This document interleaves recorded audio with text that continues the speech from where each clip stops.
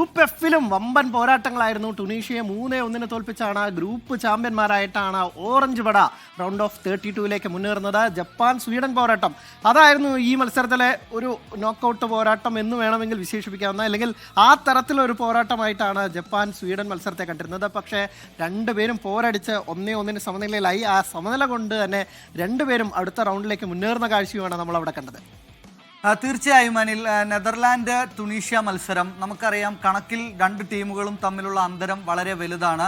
അത് ആ മത്സരത്തിൻ്റെ തുടക്കം മുതൽ തന്നെ പ്രകടമായിരുന്നു. ടുണീഷ്യയെ കാര്യമായ മുന്നേറ്റങ്ങൾ നടത്താനോ അല്ലെങ്കിൽ കാര്യമായ മുന്നേറ്റങ്ങൾ നടത്താനോ മറ്റോ നെതർലാൻഡ്സ് അവസരങ്ങൾ നൽകിയിരുന്നില്ല. നിരന്തരമായ ആക്രമണങ്ങൾ ടുണീഷ്യയുടെ പോസ്റ്റിലേക്ക് നിരന്തരം നടത്തുന്നുണ്ടായിരുന്നു. അതിൻ്റെ ഫലമായി ആദ്യം ഒരു ഓൺ ഗോളാണ് ആ മത്സരത്തിൽ പിറക്കുന്നത്. അങ്ങനെ ഓറഞ്ച് പട ലീഡെടുക്കുന്നു. പിന്നീട് 2 ഗോളുകൾ കൂടി നേടി ആ ലീഡ് ഉയർത്തുന്നു. ഇതിനിടയിൽ ഒപ്പത്തിനൊപ്പം എത്താനുള്ള ഒരു ശ്രമം ടുണീഷ്യ നടത്തിയെങ്കിലും അന്തിമ ഫലം വരുമ്പോൾ 3-1 വിജയത്തിലൂടെ ഓറഞ്ച് പട അടുത്ത റൗണ്ടിലേക്ക് യോഗ്യത നേടുകയാണ്. ആ ഗ്രൂപ്പ് എഫിൽ നിന്ന് ചാമ്പ്യന്മാരായാണ് നെതർലാൻഡ്സിൻ്റെ മുന്നേറ്റം. മറ്റൊന്ന് ജപ്പാന്റെ മത്സരമായിരുന്നു.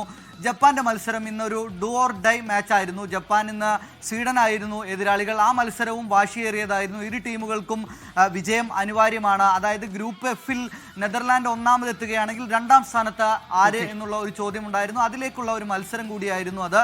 എന്തായാലും സ്വീഡനും ജപ്പാനും തമ്മിൽ ഇരു ടീമുകളും ഓരോ ഗോളുകൾ വീതം നേടി ആ മത്സരം സമനിലയിലെത്തുന്നു. അങ്ങനെ ജപ്പാൻ ആ ഗ്രൂപ്പിൽ നിന്ന് 2ാം സ്ഥാനക്കാരായി റൗണ്ട് 32ലേക്ക് മുന്നേറുന്നു. സ്വീഡൻ നിലവിൽ 3ാം സ്ഥാനക്കാരായ ആ ഗ്രൂപ്പിലുണ്ട്. അസർബിൻ അസീസ് ആണ് വേൾഡ് കപ്പ് ഡെസ്കിൽ നിന്ന് വിവരങ്ങൾ നൽകിയത്. എന്തായാലും